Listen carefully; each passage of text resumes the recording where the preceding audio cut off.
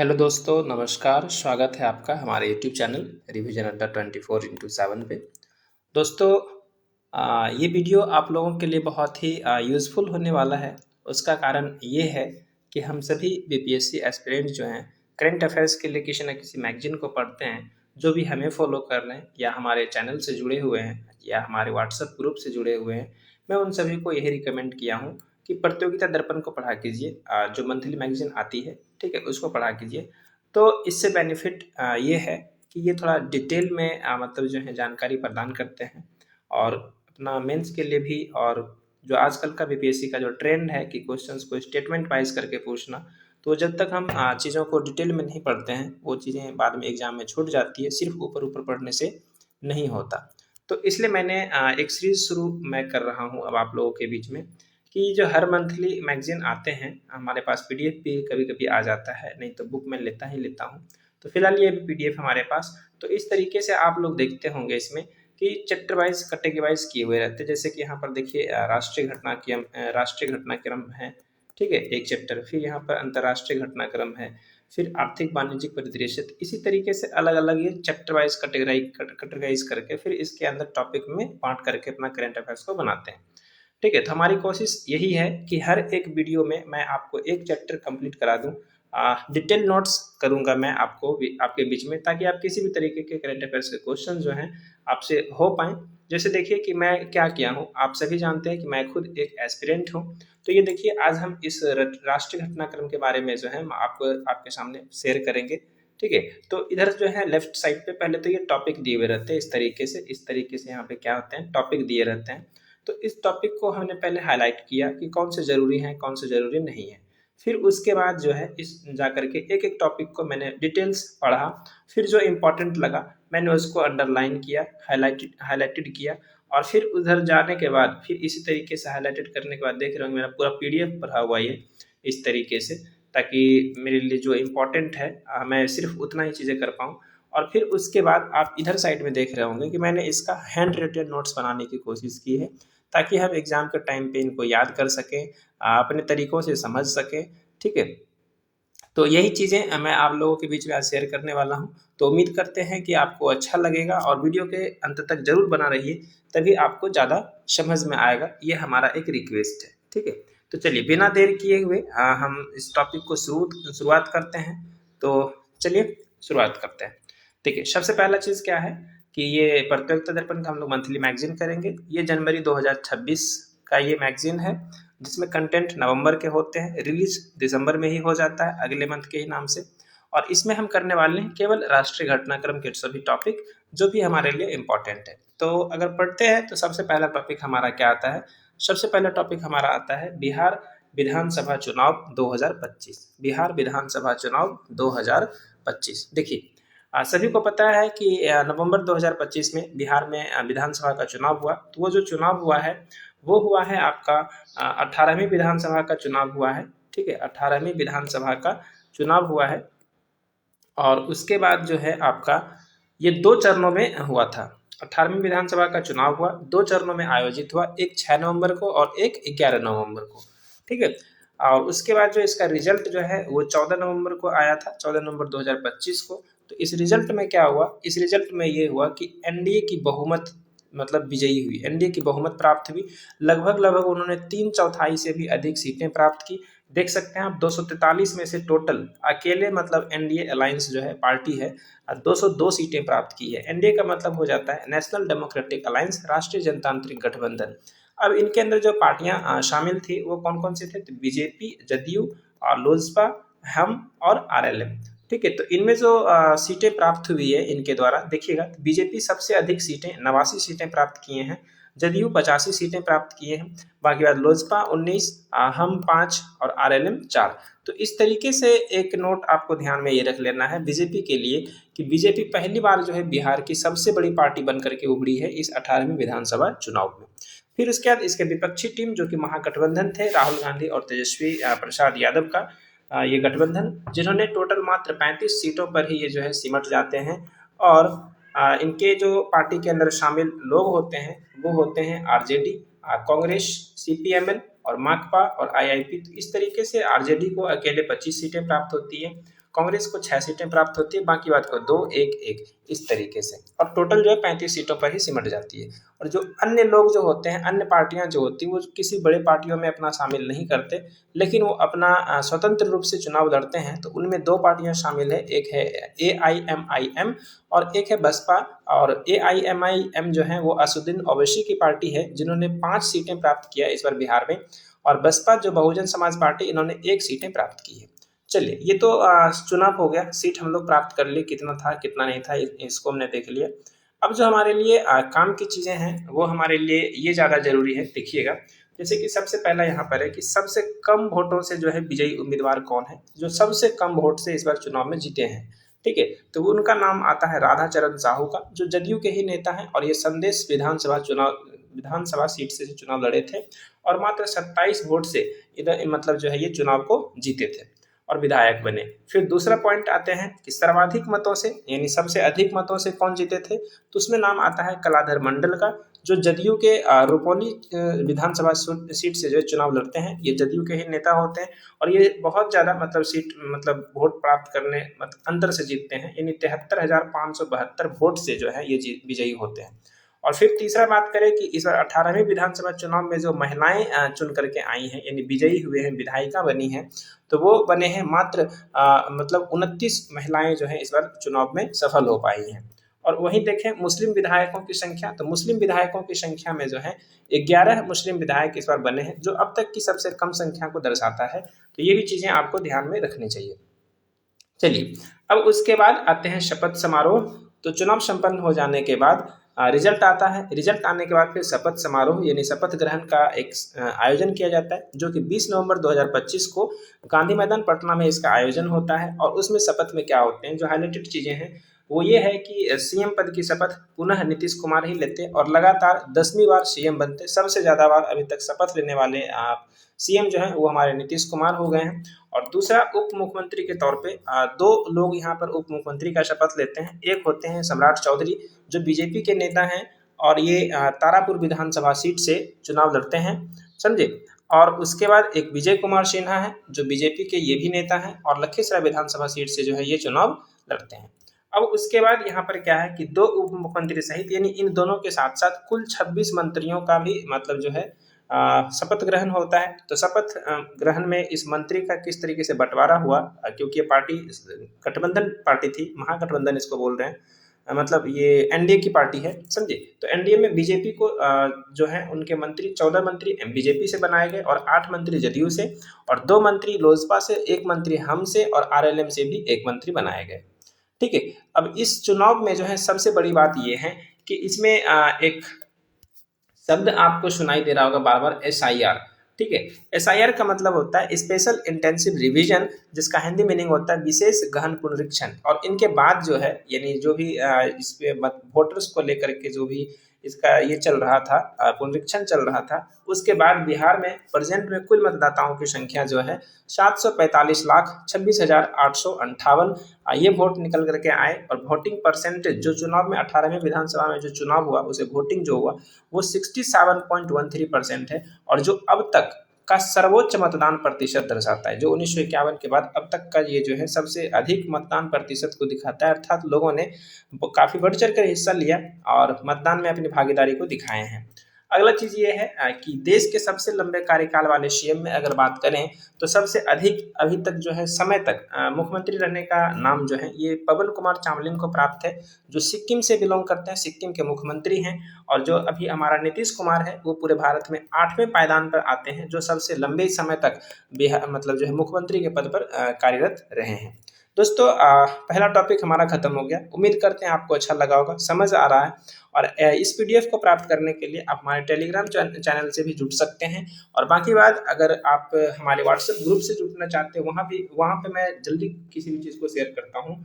तो हमारा नंबर है 8340669608। अगर आप यहाँ पे जुड़ते हैं तो डेली क्विजेस, नोट्स वगैरह ये सभी चीज़ें प्रोवाइड किए जाते हैं। ठीक है, उम्मीद करते हैं। चलिए, आप लोग हमसे जुड़ेंगे, जो नए हैं चैनल को सब्सक्राइब भी करेंगे। बढ़ते हैं अगले दूसरे टॉपिक पे। दूसरा हमारा क्या है कि सरदार पटेल जयंती पे अब प्रतिवर्ष जो है गणतंत्र दिवस जैसी परेड जो है उसका आयोजन किया गया।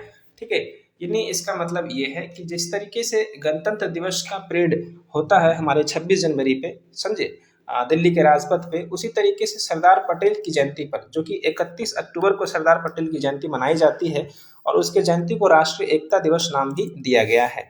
और पहली परेड का आयोजन और इसी के जयंती पर जो है अब इस तरह का परेड ही जो है, यानी गणतंत्र दिवस जैसी परेड सरदार पटेल की जयंती पर किया जाएगा। और उस पहले परेड का आयोजन 31 अक्टूबर 2025 को किया गया, समझे। और उस परेड की सलामी जो है, यानी सलामी किसको दी गई, तो प्रधानमंत्री नरेंद्र मोदी को। आपको पता होगा 26 जनवरी का जो सलामी होता है वो हमारे भारत के राष्ट्रपति को दिया जाता है, स्वतंत्रता दिवस में प्रधानमंत्री को दिया जाता है। लेकिन यहाँ पर देख रहे हैं कि जो सरदार पटेल की जयंती पर जो परेड होगा ऐसा, तो उसकी सलामी कौन लेंगे, तो प्रधानमंत्री नरेंद्र मोदी को दी गई है। और इसका जो थीम रखा गया था वो थीम था विविधता में एकता, विविधता में एकता। और विविधता में एकता के तहत ही राज्यों और केंद्र शासित प्रदेशों के द्वारा झांकियों का प्रदर्शन किया गया। सभी लोग अपना झांकी निकाले, इसमें पार्टिसिपेट किए, और उसमें से फेमस झांकी के रूप में जो है गुजरात सरकार की झांकी रही, जो आकर्षण का केंद्र बनी। और अखंड भारत के निर्माण में पटेल साहब के योगदान को वो दिखाते हैं। जो गुजरात सरकार की जो झांकी होती है वो अखंड भारत के निर्माण में पटेल साहब की भूमिका को दिखाते हैं, और वो आकर्षण का केंद्र बनती है। और ये जो परेड हुआ था वो कहाँ हुआ था, तो एकता नगर केवड़िया जिला गुजरात में हुआ था। ये एकता नगर केवड़िया जिला गुजरात में हुआ था। चलिए ठीक है, हमारा दूसरा टॉपिक भी खत्म। अब तीसरा टॉपिक पे बढ़ते हैं। तीसरा ये है कि हमारा जो उत्तर प्रदेश की राजधानी लखनऊ है, अर्थात लखनऊ गैस्ट्रोनॉमी पाक कला श्रेणी में यूनेस्को के क्रिएटिव सिटीज में शामिल हो गया है। ठीक है, क्या है इसके बारे में तो विस्तार से जानेंगे, क्योंकि आजकल के क्वेश्चन स्टेटमेंट वाइज आते हैं, तो ऊपर ऊपर मत पढ़िए, बुक को पढ़िए, थोड़ा ध्यान से पढ़िए। चलिए देखते हैं क्या है हमारा कि 31 अक्टूबर 2025 को विश्व शहर दिवस भी मनाया जाता है। ठीक है, विश्व शहर दिवस भी मनाया जाता है, और उसी के अवसर पर जो है कुल 58 शहरों को यूसीसीएन में शामिल करने की घोषणा की गई। यूसीसीएन का मतलब है यूनेस्को सिटीज क्रिएटिव नेटवर्क। ठीक है, यूनेस्को सिटीज क्रिएटिव नेटवर्क, समझे। और इसमें जो है 31 अक्टूबर को ये जो घोषणा की गई, कब की गई थी, तो 31 अक्टूबर 2025 को यूनेस्को की 43वीं जनरल कॉन्फ्रेंस में बैठक हुई, और ये बैठक समरकंद में हुआ था। और इसमें जो है 58 नए शहरों को जोड़ने की बात कही गई, और अब जो वर्तमान में शहरों की कुल संख्या हो गई है वो हो गई है 408। कितने हो गए, 408। और ये जो आपने यहाँ पर देखा कि लखनऊ को गैस्ट्रोनॉमी और पाक कला श्रेणी में इसको जोड़ा गया, तो ये श्रेणी क्या है, तो आपको पता होना चाहिए कि जो यूनेस्को सिटीज क्रिएटिव नेटवर्क हैं, समझे, इसमें जो है कुल शहरों की 8 श्रेणियां हैं। ठीक है, वो श्रेणी कौन कौन से, जो शहर इसको शामिल किया जाता है उसको इस 8 अलग अलग श्रेणी में से किसी में भी शामिल किया जाता है, बांटा जाता है। तो पहली श्रेणी होती है शिल्प एवं लोक कला, दूसरा श्रेणी होता है डिजाइन, और तीसरा श्रेणी होता है फिल्म, चौथा श्रेणी है गैस्ट्रोनॉमी या पाक कला, दोनों मिलाकर के इसमें है, और पांचवा साहित्य श्रेणी, और छठा हमारा मीडिया कला, और सातवां हमारा संगीत श्रेणी, और आठवां जो है ये वास्तुकला श्रेणी है। और इस श्रेणी को अभी हाल फिलहाल में ही, यानी 2025 वाले में ही इसको जोड़ा गया, यानी इससे पहले 7 श्रेणियां होती थी, और अब जो है 8वां एक वास्तुकला श्रेणी को इसमें शामिल किया गया। तो ये भी आपको ध्यान रखना है। अब बात करते हैं कि लखनऊ को तो जोड़ा गया, लेकिन उससे पहले हमारे भारत में कुल कितने शहर हैं, और भारत के ऐसे कितने शहर हैं जो यूनेस्को की क्रिएटिव सिटीज नेटवर्क में शामिल है। तो बात करते हैं सबसे पहला जयपुर शहर को, जो 2015 में इसको शामिल किया गया था यूसीसीएन में, और ये शिल्प एवं लोक कला श्रेणी में इसको शामिल किया गया था। बात करते हैं फिर वाराणसी, तो वाराणसी को भी 2015 में ही किया गया था, इसको संगीत के क्षेत्र में किया गया था। फिर चेन्नई, क्या है, चेन्नई, समझे, तो चेन्नई को 2017 में शामिल किया गया, और ये संगीत के क्षेत्र में किया गया। फिर आता मुंबई, मुंबई 2019 में इसको फिल्म के क्षेत्र में किया गया। और फिर हैदराबाद, हैदराबाद 2019, और इसको जो है गैस्ट्रोनॉमी और पाक कला श्रेणी में शामिल किया गया था, और इसी श्रेणी में जो है लखनऊ को शामिल किया गया। फिर छठा श्रीनगर, श्रीनगर को 2021 में शामिल किया गया शिल्प एवं लोक कला श्रेणी में। और ग्वालियर, तो ग्वालियर को 2023 में संगीत की श्रेणी में। और फिर कोझिकोड, जो कि हाल फिलहाल बहुत ही चर्चित रहा था, 2023 में इसको शामिल किया गया साहित्य के क्षेत्र में। और अभी जो आपका करेंट में आया है वो है लखनऊ, जो कि 2025 में शामिल किया गया गैस्ट्रोनॉमी और पाक कला श्रेणी में। तो इस तरीके से आपको थोड़ा बहुत जानकारी जो है इकट्ठा करके याद रखने चाहिए, चीज़ों को समझने चाहिए। ठीक है, बढ़ते हैं आगे। अगला क्या है हमारा टॉपिक, अगला टॉपिक है हमारा राष्ट्रीय गीत वंदे मातरम की संरचना के 150 वर्ष पूर्ण। ठीक है, राष्ट्रीय गीत वंदे मातरम, ठीक है, राष्ट्रीय गीत जो हमारा वंदे मातरम है उसकी रचना के 150 साल पूरे हो गए हैं। तो इस खुशी में, यानी इस अवसर पर जो है एक वर्ष भर जो है मतलब एक समारोह आयोजन किया गया, समझे, समझते हैं इसको पहले बढ़िया से। तो वंदे मातरम के रचनाकार कौन है? तो बंकिम चंद्र चटर्जी हैं और ये 7 नवंबर 1875 को अक्षय नवमी के दिन जो है लिखा था। ये वंदे मातरम को रचित किए थे, लिखे थे और इनका पहला प्रकाशन जो है साहित्य पत्रिका बंग दर्शन में हुआ था। और ये जो बंग दर्शन है ये आनंद मठ का ही एक भाग है, यानी कह सकते हैं कि आनंद मठ के एक भाग के रूप में यानी बंग दर्शन पत्रिका में जो है वंदे मातरम का प्रकाशन किया गया था। तो वंदे मातरम का ही पता है आपको 150 साल पूरा हो गया 1875 से लेकर के 2025। तो ये 150 साल पूर्ण होने की खुशी में जो है इसमें एक स्मारक डाक टिकट जारी किया गया और एक 150 रुपए का स्मारक सिक्का भी जारी किया गया और 9:50 AM पर जो है वंदे मातरम का सामूहिक गायन भी हुआ है, यानी गाया गया इसको सामूहिक रूप से। और पूरे वर्ष भर यानी पूरे 1 साल तक जो है इसको स्मरण उत्सव मनाने का कार्यक्रम इन्होंने उद्घाटन किया है, समझे। यानी पूरा 1 साल तक जो है इस अवसर को मनाया जाएगा, वंदे मातरम को मतलब जो है सेलिब्रेट किया जाएगा। और वो डेट जो है वो 7 नवंबर 2025 से लेकर के 7 नवंबर 2026 तक ये डेट है, यानी पूरे 1 साल का इसमें स्मरण करने का एक कार्यक्रम इन्होंने उद्घाटित किया है। कार्यक्रम का उद्घाटन किसके द्वारा? तो कार्यक्रम का उद्घाटन जो 7 नवंबर 2025 को नई दिल्ली में प्रधानमंत्री नरेंद्र मोदी जी के द्वारा इसमें उद्घाटन किया गया, समझे। चलिए आगे बढ़ते हैं। अगला टॉपिक है हमारा राष्ट्रपति द्रौपदी मुर्मू राफेल लड़ाकू विमान विमान में उड़ान भरने वाली देश की पहली राष्ट्रपति बन चुकी हैं, ठीक है। यानी जो राष्ट्रपति द्रौपदी मुर्मू हैं वो राफेल लड़ाकू विमान में उड़ान भरी हैं अभी हाल फिलहाल और वो देश की पहली राष्ट्रपति बन चुकी हैं। अर्थात 29 अक्टूबर 2025 को ये उड़ान भरा गया। और ये उड़ान कहाँ से कहाँ तक था तो भी देखिए, अंबाला वायु स्टेशन पर ये उड़ान भरा गया और ये लगभग 33 मिनट की उड़ान हुई और जिसमें 700 किलोमीटर प्रति घंटा की गति से लगभग 200 किलोमीटर की दूरी जो है तय किया गया। और इनके पायलट कौन थे ये ज्यादा जरूरी है। पायलट में कौन है तो 17 स्क्वाड्रन गोल्डन एरोस के ग्रुप कैप्टन, ठीक है, group captain Amit Gehani. Group captain कौन है तो अमित गेहानी इसके पायलट थे, यानी इस उड़ान में इसमें राष्ट्रपति द्रौपदी मुर्मू के। अगर हिस्टोरिकल फैक्ट की बात करते हैं तो अभी तक लड़ाकू विमान में उड़ान भरने वाली जो पहली महिला हैं वो प्रतिभा देवी पाटिल हैं। इन्होंने 2009 में उड़ान भरा था पुणे के लोहगांव वायु स्टेशन से। और इन्होंने कौन से उड़ान भरे थे इन्होंने तो ये जो है सुखोई 30 MK प्रथम यानी MKI यानी सुखोई 30 MKI लड़ाकू विमान में जो है प्रतिभा देवी सिंह पाटिल जो है पहली बार किसी लड़ाकू विमान में उड़ान भरने वाली महिला की उपलब्धि प्राप्त करी थी। और जो दूसरी महिला भी बन गई हैं हमारा राष्ट्रपति द्रौपदी मुर्मू। यानी किसी भी उड़ान में ये लड़ाकू विमान में उड़ान भरने वाली अगर बात की जाए तो राष्ट्रपति द्रौपदी मुर्मू दूसरे नंबर पे आती हैं। लेकिन अगर राफेल विमान में अगर बात की जाए तो राफेल विमान में जो है वो पहले नंबर पे आती हैं, ठीक है। तो द्रौपदी मुर्मू अभी हाल फिलहाल में सुखोई 30 में भी इन्होंने 2023 में अपना उड़ान भरा था और अभी जो 2025 में है, ठीक है, उसमें राफेल में इन्होंने अपना मतलब जो है उड़ान भरे थे। और अगर यहाँ बात करें हम तो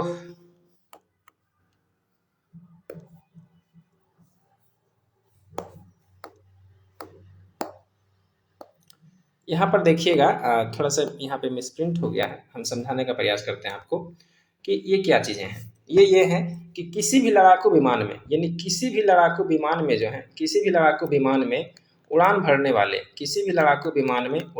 वाले राष्ट्रपति कौन है। लड़ाकू विमान में उड़ान भरने वाले पहले राष्ट्रपति कौन से, यानी कोई भी लड़ाकू विमान होना चाहिए उसमें कौन उड़ान भरे थे तो पहले राष्ट्रपति हमारा कौन हो जाएगा तो ये पहला राष्ट्रपति हो जाएगा हमारा doctor APJ Abdul Kalam. Doctor APJ Abdul Kalam, ठीक है। इन्होंने आज जो है 2006 में 2006 में जो है ये उड़ान भरे थे और ये कौन सा तो यहाँ पे सुखोई 30, ठीक है, यानी सुखोई 30 में जो है इन्होंने सुखोई 30 MKI में इन्होंने अपना उड़ान भरा था। यानी किसी भी लड़ाकू विमान में जो पहले उड़ान भरने वाले राष्ट्रपति होंगे तो 2006 में APJ अब्दुल कलाम उड़े थे। फिर उसके बाद महिला के रूप में अगर बात की जाए तो प्रतिभा देवी सिंह पाटिल, वो 2009 में सुखोई 30 में लड़े थे, मतलब चुनाव क्या बोलते हैं इसको, उड़ान भरे थे। और फिर जाकर के महिला में मतलब दूसरी महिला के रूप में द्रौपदी मुर्मू सुखोई 30 में भी उड़ी और पहली महिला के रूप में राफेल विमान में उड़ान भरने वाली राष्ट्रपति बन गई। चलिए आई होप समझ में आ रहा होगा। चलिए आगे बढ़ते हैं। अगला टॉपिक है हमारा भारतीय हॉकी के 100 वर्ष पूर्ण होने पर होने के उपलक्ष्य में शताब्दी समारोह मनाया गया। ठीक है, भारतीय हॉकी के जो है 100 वर्ष पूर्ण हुए, अर्थात 1925 से लेकर के 2025 होने पर इसका 100 वर्ष को माना गया और उस खुशी में जो है एक शताब्दी समारोह का आयोजन किया गया। अगर समारोह की शुरुआत की मतलब पहले तो ये समझते हैं समारोह का सहयोग यानी किसके सहयोग से ये जो है समारोह संपन्न कराया गया। तो ये भारतीय खेल प्राधिकरण, ठीक है, अथॉरिटी स्पोर्ट्स ऑफ इंडिया के द्वारा और हॉकी इंडिया, ये दोनों के सहयोग से जो है इस समारोह का आयोजन किया गया। स्थान कहाँ, तो नई दिल्ली में, नई दिल्ली में किया गया, मेजर ध्यानचंद राष्ट्रीय स्टेडियम में। डेट क्या है, तो हमारा 7 नवंबर 2025 को। आपसे यहाँ पर ये क्वेश्चन बन सकते हैं कि भारतीय हॉकी के 100 वर्ष पूर्ण होने के उपलक्ष्य में शताब्दी समारोह का आयोजन जो है किसके सहयोग से, पहला क्वेश्चन। दूसरा क्वेश्चन, कहाँ या किस स्टेडियम में किया गया, तो आप इस तरीके से बता सकते हैं।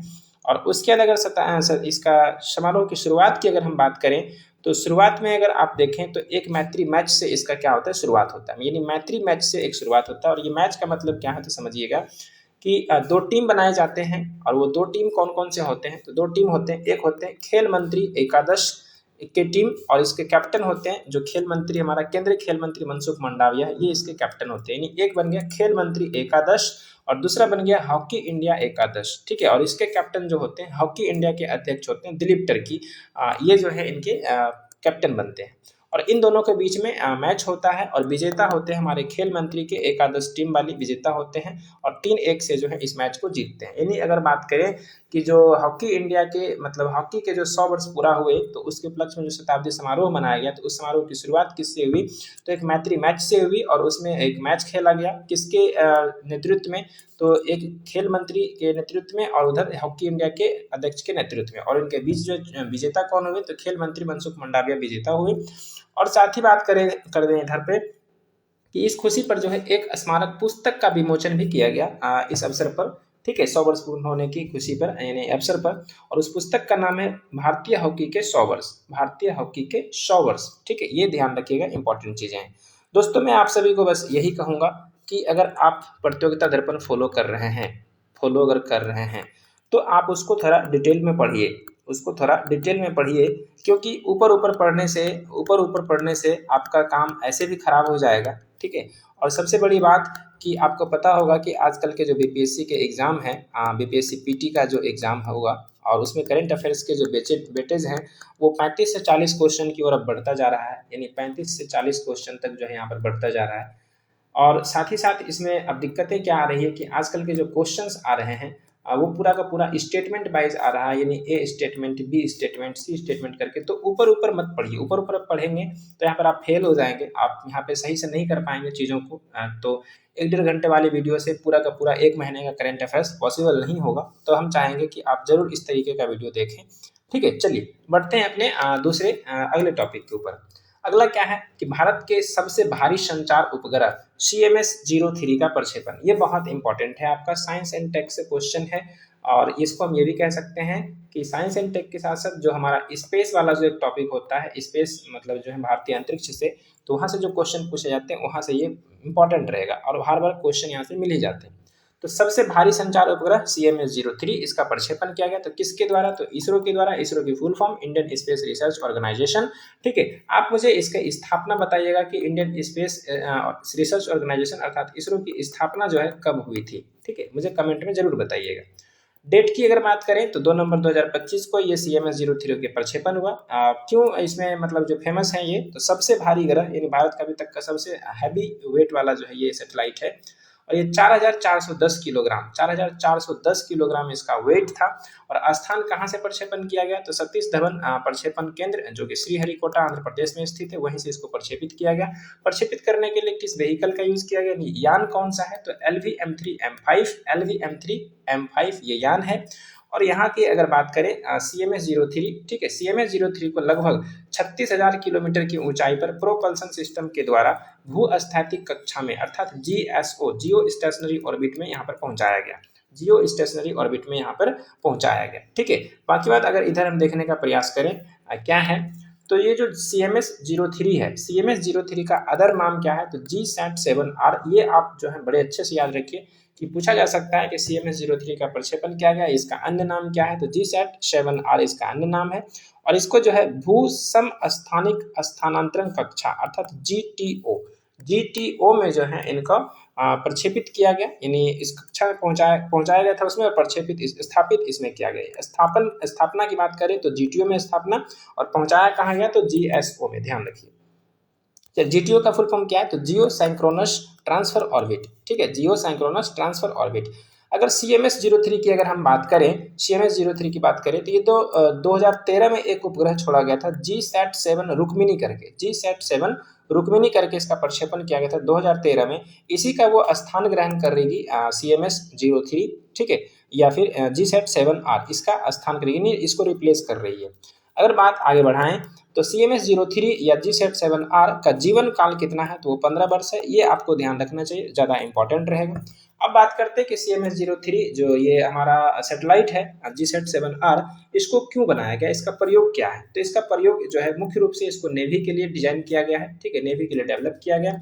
ये हिंद महासागर क्षेत्र में नेवी को सामूहिक समुद्री हलचल की हर पल की जानकारी इसको उपलब्ध कराया गया, यानी नेवी के लिए जो है ज़्यादातर बनाए गए हैं। नोट अगर बात करें तो CMS-03 जो है देश की सबसे भारी संचार उपग्रह है, और सबसे भारी जो यानी हैवी वेट वाला सैटेलाइट को भारत ने अब लॉन्च कर दिया, सफल परीक्षण प्राप्त किया। और इससे उपलब्धि क्या प्राप्त हुई तो इससे यह प्राप्त हुई उपलब्धि भारत को कि अब भारी उपग्रह के प्रक्षेपण करने में भारत हमारा सक्षम हो गया, यानी इसरो सक्षम हो गया। और इसी चीज को पहले यानी हैवी वेट को पहले जो है प्रक्षेपण करने के लिए विदेशी एजेंसियों पर जो है उसको निर्भर रहना पड़ता था, जैसे कि एलन मस्क की SpaceX और भी न जाने कौन कौन से एजेंसियां हैं जिन पर इनको निर्भर रहना पड़ता था। लेकिन अब भारत जो है अब हैवी वेट सैटेलाइट को भी वो प्रक्षेपित कर सकते हैं, और जो कि एक आत्मनिर्भरता की दिशा में एक अच्छा कदम है। चलिए ये हो गया। अब आगे बढ़ते हैं, ये भी आपका उतना ही इम्पोर्टेंट है।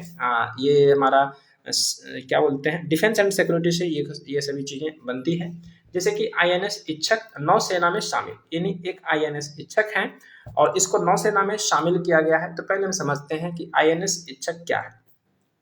तो यह जो है तीसरा स्वदेशी जल सर्वेक्षण पोत है। ये क्या है तो जल सर्वेक्षण पोत है, पहले तो ये समझिए तीसरा है, इसका मतलब है कि इसके पहले दो और हुए होंगे, ठीक है।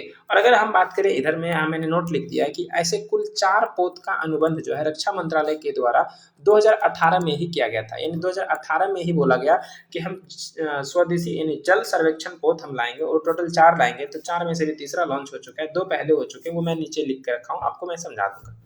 फिर अगर स्थान की बात करें कि कहाँ इसको शामिल किया गया INS इच्छक को, तो ये कोच्चि नौसेना केंद्र पर जो कि केरल में है, तो वहाँ पर इसको स्थापित किया गया, यानी वहाँ पे इसको लॉन्च किया गया। निर्माणकर्ता कौन है, किसने बनाया INS इच्छक को, तो garden rich ship builders and engineers अर्थात GRSE कंपनी है, जो कि कोलकाता की कंपनी है। ये इन्होंने ही इसको निर्माण किया। स्वदेशी का मतलब ये है जो स्वदेशी INS इच्छक है उसकी विशेषता क्या है, तो उसकी विशेषता तो पहली नंबर ये है कि इसकी स्कैनिंग पावर बहुत अच्छी है, यानी ये जल के अंदर जो है 11,000 मीटर की गहराई तक ये किसी भी चीज़ को स्कैन कर सकते हैं। काफ़ी लंबा भी है, अर्थात 110 मीटर लंबा है, और इसकी जो विस्थापन क्षमता है वो लगभग 3400 टन ये जल को या फिर विस्थापित कर सकती है। और कैपेसिटी इसकी कितनी है तो 231 अधिकारियों को ये ले जा सकती है, और उसमें स्पीड भी अच्छा खासा है, यानी 18 नॉटिकल मील की स्पीड से जो है वो अपने आप को गति प्रदान कर सकते हैं INS इच्छक।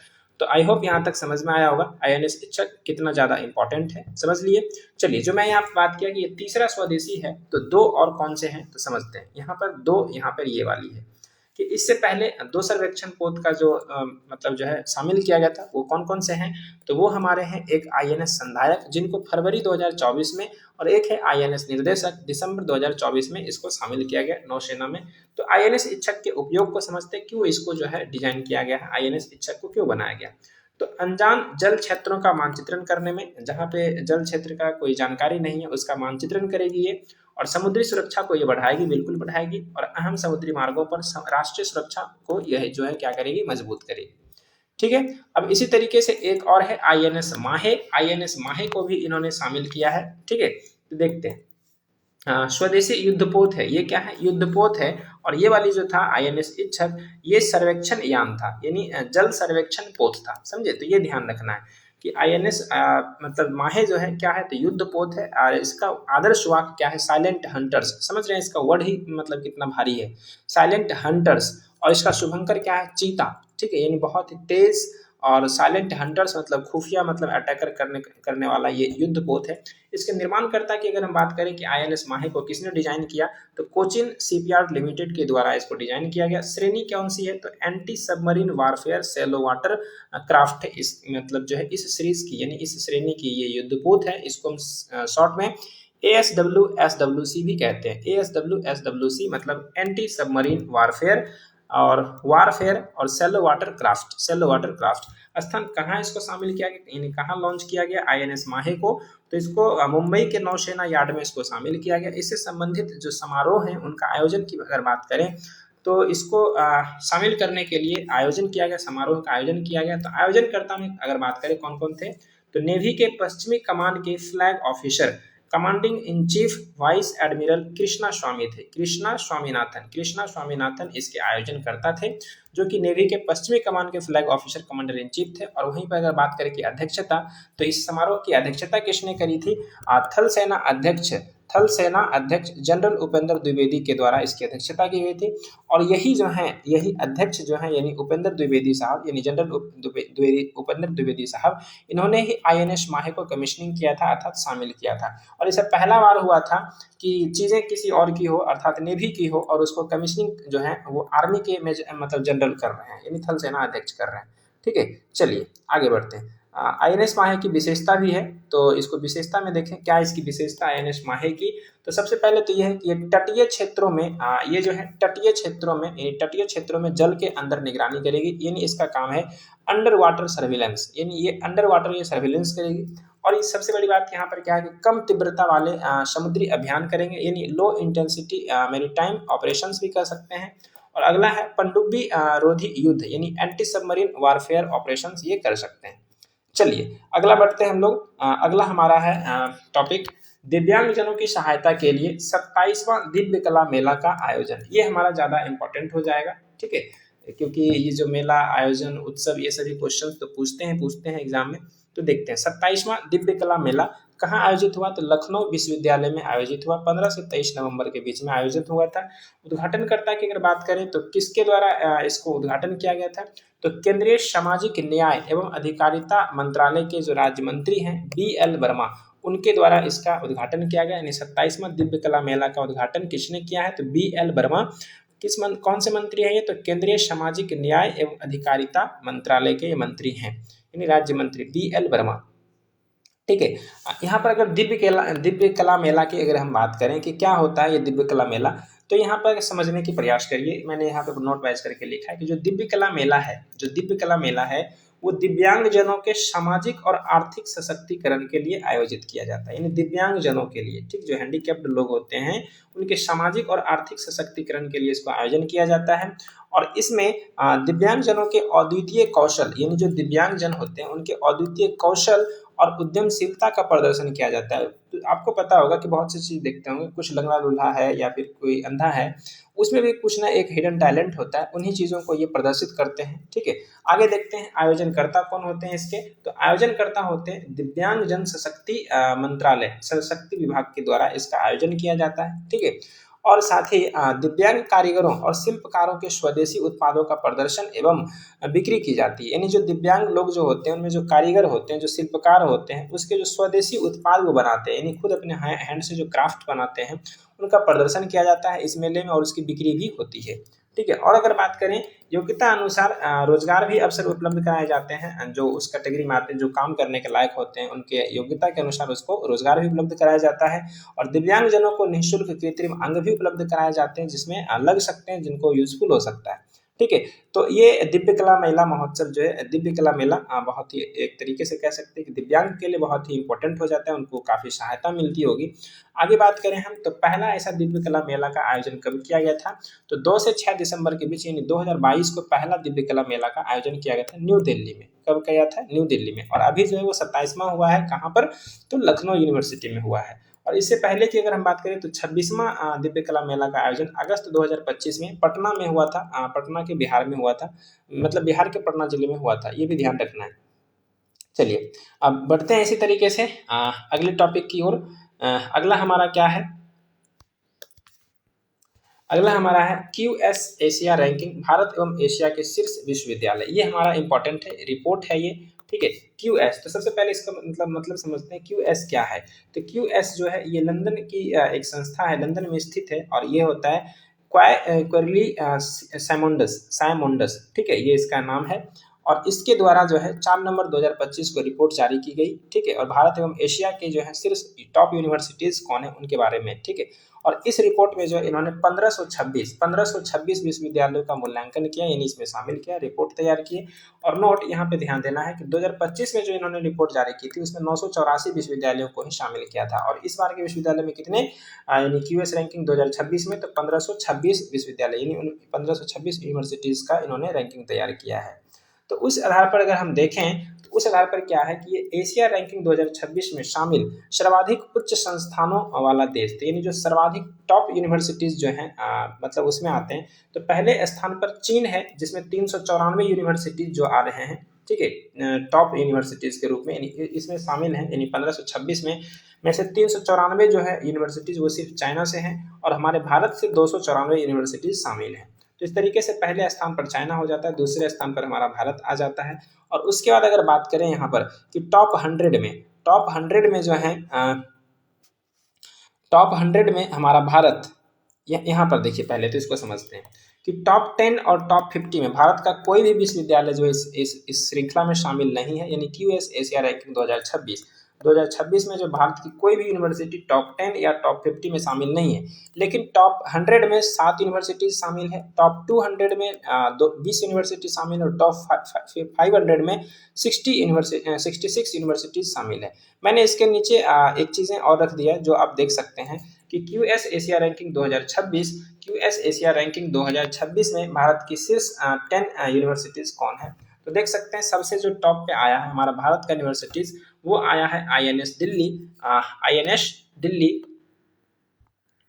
ठीक है। INS दिल्ली जो एशिया रैंकिंग के हिसाब से 59 नंबर पे आते हैं, ठीक है, 59 नंबर पे आते हैं, लेकिन अपना भारत का ये सबसे टॉप यूनिवर्सिटीज की गिनती में आया है। फिर IISc अर्थात Indian institute of science Bengaluru जो कि 64 नंबर पे आते हैं, और IIT मद्रास ये 70 नंबर पे आते हैं। इसी तरीके से आप इसको चाहें तो देख सकते हैं कि 10 यूनिवर्सिटी कौन सी है टॉप जो एशिया रैंकिंग 2026 में शामिल है।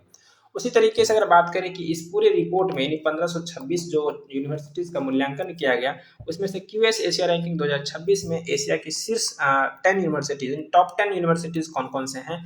तो टॉप 10 यूनिवर्सिटीज में सबसे पहला नंबर पे कौन सा आता है, यूनिवर्सिटीज ऑफ हांगकांग, जो कि हांगकांग के ये यूनिवर्सिटीज है। ओवरऑल 100 में से 100 इन्होंने स्कोर प्राप्त किए। फिर यहाँ पे पैकिंग यूनिवर्सिटी जो कि चाइना के हैं। फिर इधर तीसरा NTU सिंगापुर अर्थात न्यांग टेक्निकल यूनिवर्सिटी सिंगापुर, ये सिंगापुर के हैं, इन्होंने 99 स्कोर प्राप्त किया। तो टॉप 3 को आप देख सकते हैं, बाकी बात टॉप 5 टॉप 10 इसको आप देख सकते हैं अपने नजरिए से, ठीक है। आगे बढ़ते हैं, अगला हमारा रैंकिंग के लिए स्कोर की गणना। तो ये देखते होंगे QS एशिया रैंकिंग, ठीक है, QS एशिया रैंकिंग जो ये रैंकिंग करते हैं उसमें स्कोर की गणना 11 मानक पर, यानी 11 तरीकों से, यानी 11 आधार पर, यानी 11 विभिन्न मानकों के आधार पर, एक पैरामीटर होता है, 11 पैरामीटर है, उनके आधार पर की जाती है। और फिर बताया जाता है कि कौन सी यूनिवर्सिटी कितना ज़्यादा इंपॉर्टेंट है, उसको कितने अंक देने चाहिए, फिर उसके बाद रैंकिंग तैयार होती है। तो देखते हैं पहला हमारा क्या है, तो इंटरनेशनल फैकल्टी। दूसरा PhD प्राप्त स्टाफ कितने हैं या कैसे हैं। फैकल्टी और स्टूडेंट्स का अनुपात, यानी एक फैकल्टी में कितने स्टूडेंट्स हैं, कितना उसका रेशियो है। फिर आगे देखते हैं कि इनबाउंड एक्सचेंज उसमें कैसा है, शैक्षणिक प्रतिष्ठा कैसा है, प्रति पेपर उद्धरण कितने हैं, प्रति संकाय पेपर कितना है, इंटरनेशनल रिसर्च नेटवर्क कौन कितने हैं। इंटरनेशनल स्टूडेंट्स की बात करें तो वो भी कैसा उसमें रुझान है, यानी बहुत सारे विदेशी छात्र भी उसमें पढ़ते हैं या नहीं पढ़ते हैं। फिर आउटबाउंड एक्सचेंज भी हैं और एम्प्लॉयर रेपुटेशन भी है।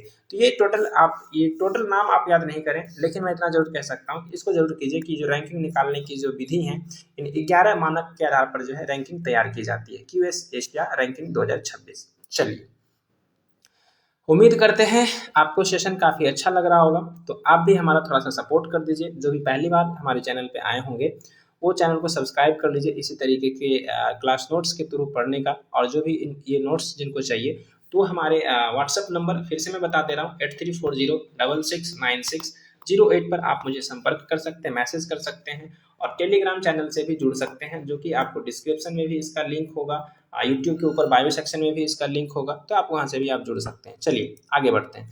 2030 2030 के 24वें राष्ट्रमंडल खेलों की मेजबानी। देखिए ये आपका बहुत ज़्यादा इंपॉर्टेंट हो जाएगा खेल से, ठीक है। क्या है, तो जो 2030 में एक खेल होना है, 24वां राष्ट्रमंडल खेल, 24वां राष्ट्रमंडल खेल यानी कॉमनवेल्थ गेम इसको बोलते हैं, उसकी मेजबानी जो है भारत को मिल चुकी है और वो खेल अहमदाबाद में खेले जाएंगे। वो खेल कहाँ खेले जाएंगे, तो अहमदाबाद में खेले जाएंगे। देखिए हम जरा सा इसको समझने का प्रयास करते हैं कि ये जो मतलब जो बोली लगाई गई थी भारत के द्वारा, यानी भारत की पेशकश को कॉमनवेल्थ स्पोर्ट्स जनरल असेंबली की ग्लासगो में एक बैठक हुई, ग्लासगो में बैठक हुई, समझे, और उसी बैठक में इसको स्वीकार कर लिया गया और भारत को मेजबान करने की घोषणा कर दी गई, यानी भारत इसको जो मेजबानी करेगा।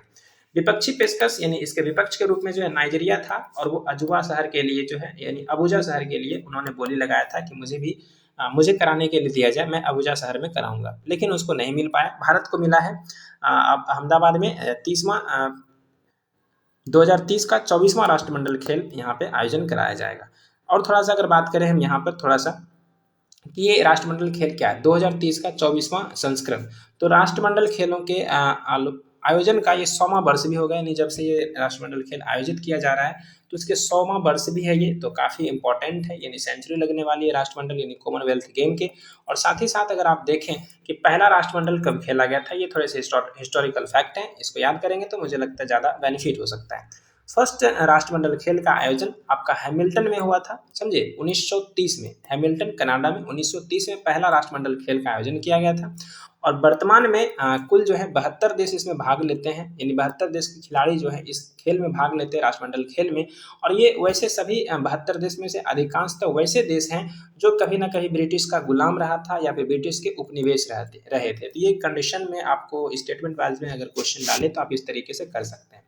बात करते हैं नोट के रूप में कि भारत को जो है 20 वर्षों के बाद ये फिर से दोबारा अवसर प्राप्त हुआ है, अर्थात 2010 में, इससे पहले जो है कॉमनवेल्थ गेम आयोजन कराने का मतलब अवसर जो है भारत को 2010 में मिला था और उन्होंने 19वें राष्ट्रमंडल खेलों का आयोजन किया था और नई दिल्ली में यहाँ पर हुआ था। यानी कह सकते हैं कि भारत में पहला राष्ट्रमंडल खेल का आयोजन कब किया गया था, तो 2010 में। कहाँ किया गया था, नई दिल्ली में। और अब जाकर के 20 साल बाद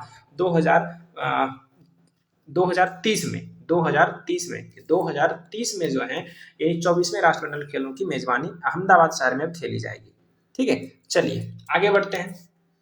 अगला है आपका, राष्ट्रपति राज्यपाल की मंजूरी के बिना कोई विधेयक कानून नहीं बन सकता, सुप्रीम कोर्ट अपने ही फैसला को बदला। देखिए ये एक अच्छा एक कह सकते हैं कि टॉपिक हो सकता है या फिर करंट अफेयर्स स्टेटमेंट वाइज लोगों को लगेगा कि करंट नहीं पॉलिटी है, लेकिन अभी सुप्रीम कोर्ट का हाल फिलहाल में फैसला आया है। वो फैसला क्या है, और वो फैसला ये था कि अपने ही फैसले को उन्होंने बदला है।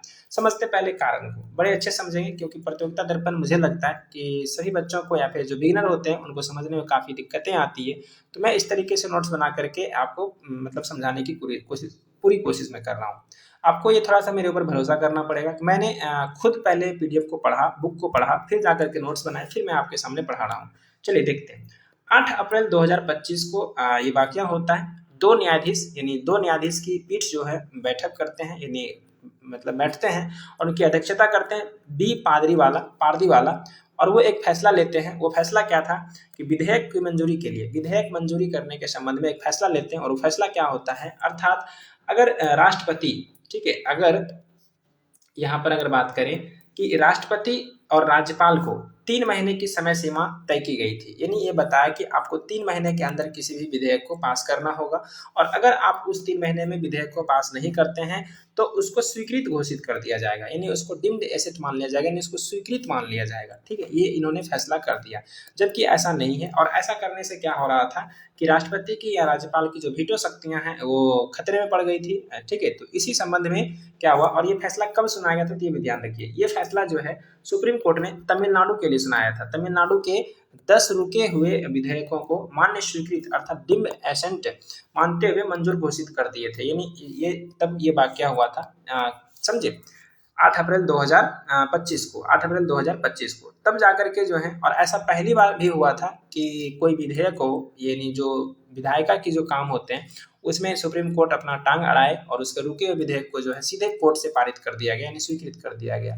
तो इसी वजह से जो है राष्ट्रपति को जब ये बात पता चली तो उन्होंने क्या किया, यानी राष्ट्रपति द्रौपदी मुर्मू पूर्व फैसले को बिना चुनौती दिए हुए, इस फैसले को बिना चुनौती दी, चुनौती उन्होंने नहीं दिया, सिंपल सा अनुच्छेद 143 जो कि आप बताइए क्या कहता है। अनुच्छेद 43 ये कहता है कि राष्ट्रपति अपने कानूनी विषयों पर सुप्रीम कोर्ट से राय मांग सकती है, सलाह ले सकती है। ठीक है, इसी अनुच्छेद के तहत उन्होंने 14 विभिन्न सवालों पर सुप्रीम कोर्ट से राय मांगी।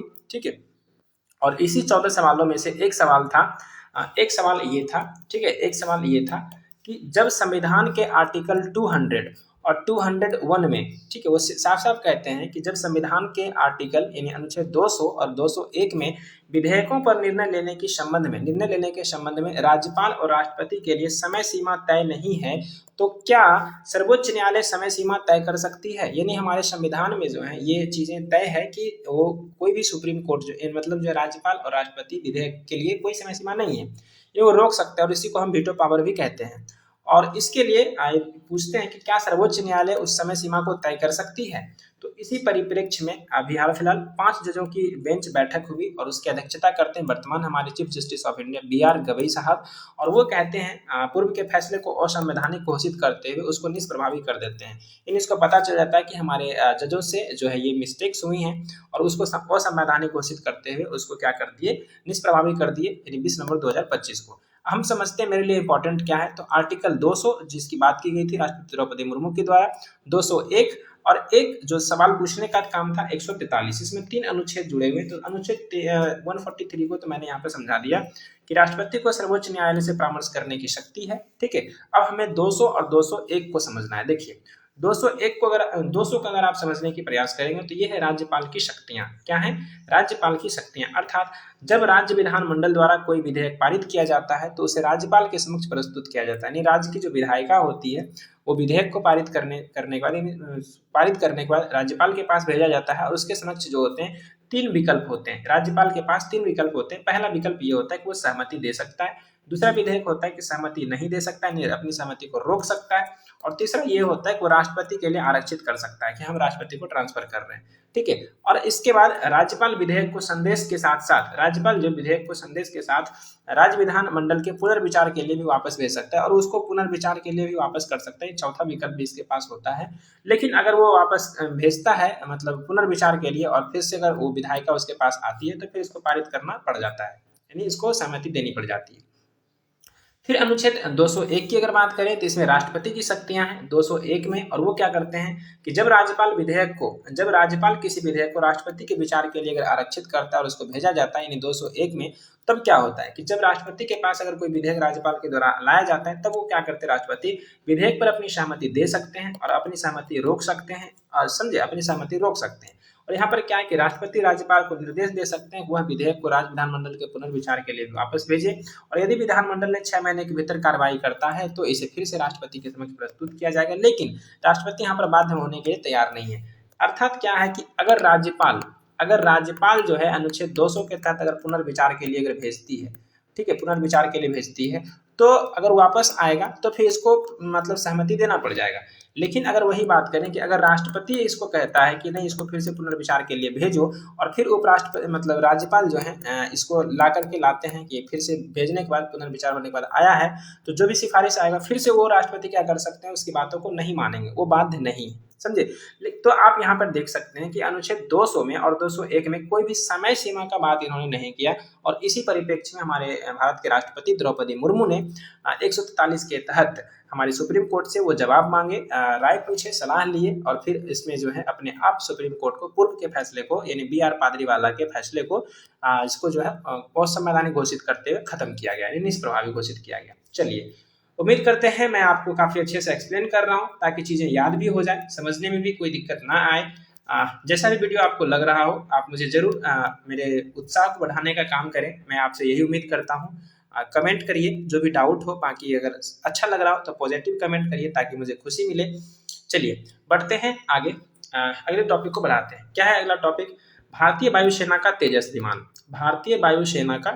विमान दुबई एयर शो में प्रदर्शन के दौरान जो दुर्घटनाग्रस्त हो गया। तो समझिए तेजस विमान काफी चर्चे में रहती है, आपका मतलब जो है काफी एक बहुत भरोसेमंद हमारा विमान है भारत का, लेकिन फिर भी दुबई में एक एयर शो हो रहा था और उसमें उसकी दुर्घटना हो जाती है। ठीक है, तो समझते हैं पहले नंबर कि ये दुबई एयर शो क्या है। तो ये दुबई एयर शो जो है ये एक द्विवार्षिक कार्यक्रम है और इसका आयोजन जो है दुबई में किया जाता है, यानी यूएई यूनाइटेड अरब अमीरात की राजधानी में किया जाता है। ये द्विवार्षिक यानी हर 2 साल में इसका आयोजन किया जाता है और ये पहला बार जो है 1986 में इसकी शुरुआत हुई थी।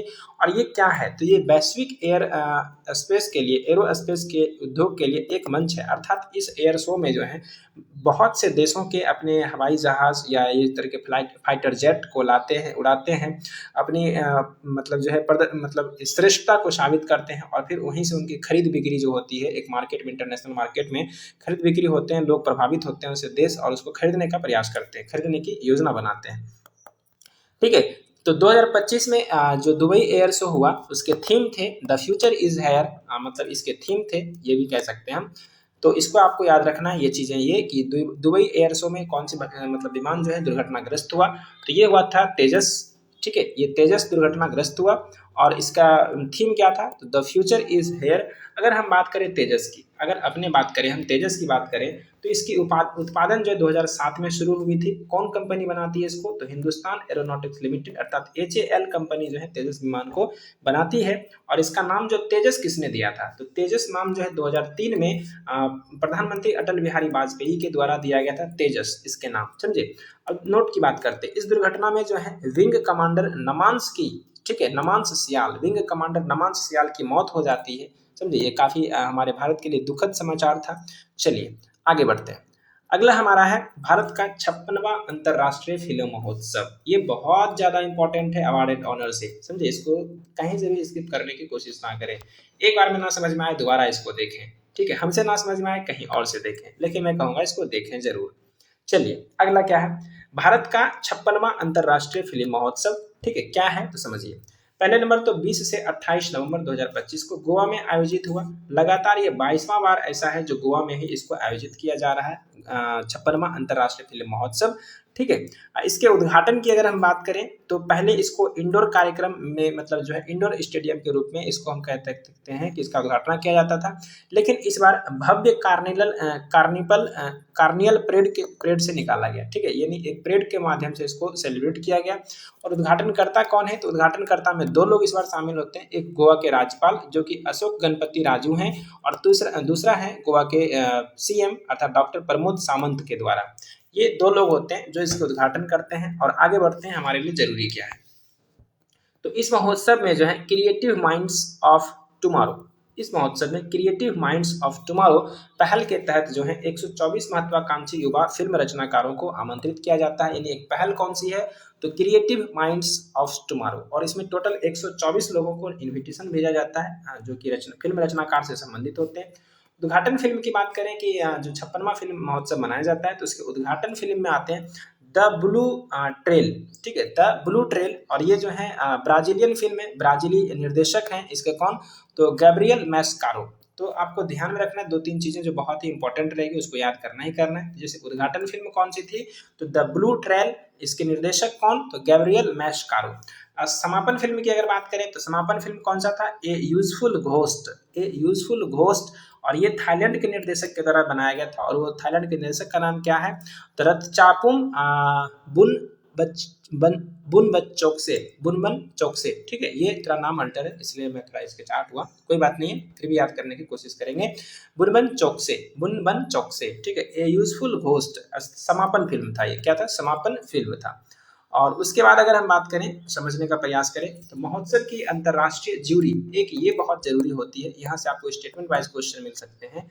56वां अंतर्राष्ट्रीय फिल्म महोत्सव में अंतर्राष्ट्रीय ज्यूरी एक मतलब अध्यक्ष मतलब एक कमेटी बनाई जाती है। तो इसके अध्यक्ष होते हैं हमारे भारतीय फिल्म निर्माता राकेश ओम प्रकाश, ठीक है। आपसे डायरेक्ट पूछा जा सकता है कि 56वां फिल्म महोत्सव में अंतर्राष्ट्रीय ज्यूरी के अध्यक्ष कौन थे, तो राकेश ओम प्रकाश, ठीक है, ओम प्रकाश मेहरा, राकेश ओम प्रकाश मेहरा। अब बात करें इसमें सदस्य कौन कौन थे, ज्यूरी के, अंतर्राष्ट्रीय ज्यूरी में सदस्य कौन कौन थे, तो टोटल मुझे लगता है कि 4 अलग से सदस्य थे और एक अध्यक्ष थे। तो 4 सदस्य कौन कौन से थे, इसको समझने का प्रयास करिए। एक सदस्य है अमेरिकी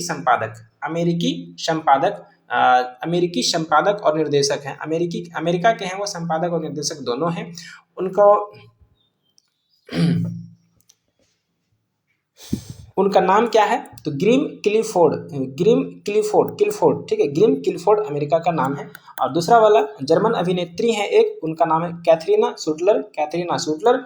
और तीसरा है श्रीलंकाई फिल्म निर्माता है, उनका नाम है चंद्रम रत्नम। और चौथा नाम है ब्रिटिश सिनेमेटोग्राफर जो कि रेमी अदे फारसिन। तो ये 4 लोग हैं जो अंतर्राष्ट्रीय जूरी के सदस्य होते हैं। कौन कौन? तो ग्रिम किलफोर्ड, कैथरीना सूटलर, चंद्रम रत्नम और रेमी अदे फारसिन। और अपना जो 5वां सदस्य है, यानी एक कह सकते हैं कि अध्यक्ष के रूप में कौन है? तो राकेश ओम प्रकाश मेहरा ये भारतीय फिल्म निर्माता है। तो 56 अंतर्राष्ट्रीय फिल्म महोत्सव के अंतर्राष्ट्रीय जूरी के बारे में हमने पढ़ लिया। अब आते हैं पुरस्कारों का वितरण। तो पुरस्कारों का वितरण जो है 28 नवंबर 2025 को किया जाता है। कहाँ पर? तो doctor Shyama Prasad Mukherjee indoor stadium में किया जाता है। Doctor Shyama Prasad Mukherjee indoor stadium में किया जाता है पुरस्कार का वितरण। तो पुरस्कार का वितरण देखिए इस तरीके से होता है। इसमें मैंने सीधा कॉपी पेस्ट कर दिया इधर, तो जो इंपॉर्टेंट है मैंने इसमें टिक भी लगा दिया, उसको ध्यान रखना। देखिए फिर से मैं बता रहा हूँ यहाँ पर महोत्सव की उद्घाटन फिल्म कौन सी? The blue trail. निर्देशक कौन? तो गैब्रियल मैस्कारो जो कि ब्राजील के हैं। समापन फिल्म की बात करें तो यूजफुल घोस्ट जो थाईलैंड के रत्चापुम बुनबत चौकसे है इसके द्वारा। फिर फोकस कंट्री जापान हमारा रहा है, पार्टनर कंट्री स्पेन और स्पॉटलाइट कंट्री कौन सी है? ऑस्ट्रेलिया। फिर अंतर्राष्ट्रीय जूरी के अध्यक्ष देखिए मैंने अभी आपको बताया यहाँ पर अंतर्राष्ट्रीय जूरी के अध्यक्ष कौन कौन है। तो यहाँ पर राकेश ओम प्रकाश मेहरा जो भारतीय फिल्म निर्माता है। और फिल्म पुरस्कार के साथ दी जाने वाली ट्रॉफी कौन कौन सी? एक स्वर्ण या रजत मयूर पुरस्कार इसमें दिया जाता है। फिर इसके बाद सर्वश्रेष्ठ फिल्म होते हैं, सर्वश्रेष्ठ निर्देशक, सर्वश्रेष्ठ अभिनेता, सर्वश्रेष्ठ अभिनेत्री। ये बहुत अच्छे से करिएगा। सर्वश्रेष्ठ फिल्म में जो है किसको मिला है? तो स्किन ऑफ यूथ मिला है जो वियतनाम का एस्ले मेफेयर के द्वारा निर्देशित किया गया। नहीं, स्किन ऑफ यूथ मतलब जो इस फिल्म को सर्वश्रेष्ठ फिल्म का पुरस्कार मिला, स्वर्ण पुरस्कार यानी गोल्डन पीकॉक पुरस्कार इसको दिया गया। अगला बात करें सर्वश्रेष्ठ निर्देशक का, तो जिसको हम सिल्वर पीकॉक भी बोल सकते हैं, वो पुरस्कार दिया जिसको तो संतोष दवाखर को दिया गया। ये मराठी फिल्म गोंधाल के निर्देशक है। मराठी फिल्म इन्होंने गोंधाल के निर्देशक किए थे और इसलिए इसको सर्वश्रेष्ठ निर्देशक का पुरस्कार दिया गया। सर्वश्रेष्ठ अभिनेता का पुरस्कार की अगर हम बात करें, इसको भी सिल्वर पीकॉक पुरस्कार तो उबिमर रियोश को दिया गया अभिनेता में अर्थात एक्टर में। ये कौन सी है? तो मतलब यही उबिमियर रियोश फिल्म इसका है अ पोएट के लिए इसको दिया गया। अभिनेत्री की अगर बात करें तो इसका भी कौन सा है? मतलब सिल्वर पीकॉक पुरस्कार अभिनेत्री को तो जारा सोफिजा ओस्तान। और इसकी फिल्म कौन है? तो लिटिल ट्रबल गर्ल्स के लिए इसको दिया गया अभिनेत्री का। तो निर्देशक, अभिनेता, अभिनेत्री और फिल्म ये चारों हमेशा याद रखिएगा, इसको भूलिएगा मत। और जो सबसे ज्यादा इम्पोर्टेंट है इस अथी का, वो हमारा आपका ये है कि कौन सा देखिएगा, एक ज्यूरी का विशेष पुरस्कार दिया जाता है। ज्यूरी का, अंतर्राष्ट्रीय ज्यूरी का विशेष पुरस्कार वो दिया गया है अकीनोला ट्रेविस जूनियर को फिल्म माई फादर्स शैडो। ये थोड़ा सा अलग है, यूनिक है, इसलिए पूछे जा सकते हैं एग्जाम में। तो हमारा ज्यूरी का विशेष पुरस्कार किसको दिया गया? Akinola Travis junior film my father's shadow को। फिर भारतीय फीचर फिल्म के सर्वश्रेष्ठ डेब्यू डायरेक्टर में, यानी जो भारतीय फीचर फिल्म होते हैं उसमें जो डेब्यू करते हैं, तो सर्वश्रेष्ठ फर्स्ट डेब्यू अर्थात best debut director and Indian feature film के लिए करण सिंह त्यागी को फिल्म इसका केसरी चैप्टर 2 के लिए, ठीक है। और फिर उसके बाद किसी निर्देशक की पहली ही सर्वश्रेष्ठ फिल्म का पुरस्कार यानी best debut film of director, इसके लिए ईरानी फिल्म है, उसके निर्देशक हैं हेमस फराहमंड को मिला है माई डॉटर्स हेयर के लिए, ठीक है। फिर यहाँ पर एक ये और ध्यान दीजिएगा, ये वाला जो जरूरत वाला है, ICFT यूनेस्को गांधी पदक पुरस्कार किसको दिया गया? तो नॉर्वे की फिल्म है सेफ हाउस, उसको दिया गया है, ठीक है। और एक आपका और इम्पोर्टेंट हो जाता है सबसे ज्यादा ये वाला कि भारतीय फिल्म इंडस्ट्री में 50 वर्ष पूरे करने के विशेष सम्मान में 50 वर्ष उन्होंने इस इंडस्ट्री को दिया है, फिल्म इंडस्ट्री में, भारतीय फिल्म इंडस्ट्री में। और उसको जो है इंडियन फिल्म पर्सनैलिटी ऑफ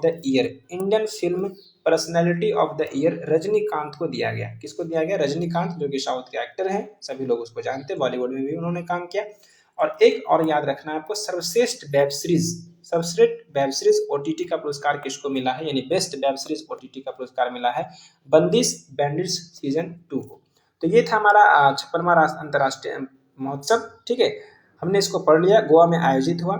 उम्मीद करते हैं आप सभी को अच्छा लगा होगा। हमने लगभग 1 घंटे में आपका एक चैप्टर अर्थात राष्ट्रीय घटनाक्रम जनवरी 2026 से जो भी टॉपिक थे बेस्ट 12 से 14 टॉपिक, मैं उसको शॉर्ट नोट्स बना करके पढ़ करके आपके सामने प्रस्तुत करने की कोशिश किया हूँ। उम्मीद करते हैं आपको समझ में भी आया होगा, अच्छा भी लगा होगा। और जिसका अगर कोई डाउट हो आप मुझे कमेंट बॉक्स में ज़रूर कमेंट करिएगा, ठीक है। मैं आपके रिप्लाई देने की बिल्कुल कोशिश करूँगा। और जिनको अच्छा लगा होगा, मतलब मेरा वीडियो आपके लिए यूज़फुल हो, तो आप मेरे लिए एक अच्छा सा कमेंट ज़रूर कर सकते हैं, मोटिवेशन ताकि हमको मिले, अर्थात पॉजिटिव कमेंट कर सकते हैं। उसके लिए हमारा दिल से आप लोगों को धन्यवाद कि आपने यहाँ तक हमारे वीडियो को देखा। और बाकी सब्सक्राइब ऑन यूट्यूब, जो हमारे नए विजिटर्स होंगे, जो पहली बार हमारे वीडियो आप तक अगर पहुँची होगी, तो ऐसे वीडियो पाने के लिए सब्सक्राइब जरूर कर लीजिएगा। और हमारा व्हाट्सएप ग्रुप से जुड़ने के लिए बीपीएससी के व्हाट्सएप ग्रुप, जहाँ पे डेली क्विजेस, शॉर्ट नोट्स, बाकी और सभी चीज़ें भेजे जाते हैं, जो मैंने पीडीएफ पढ़ा वो अंडरलाइन करके वो भी भेजे जाते हैं। उनसे जुड़ने के लिए हमारे पास ये पब्लिक लिंक भी दिया होगा बॉयज़ के लिए, वो आप उससे जुड़ जाइएगा। बाकी बात हमसे पर्सनली कॉन्टैक्ट करके किसी भी चीज़ पे राय विचार ले सकते हैं। Thank you. मिलते हैं फिर ऐसे अगले ही वीडियो में, तब तक के लिए धन्यवाद। मस्त रहिए, पढ़ते रहिए और 72 बीपीएससी की तैयारी करते रहिए। चलिए।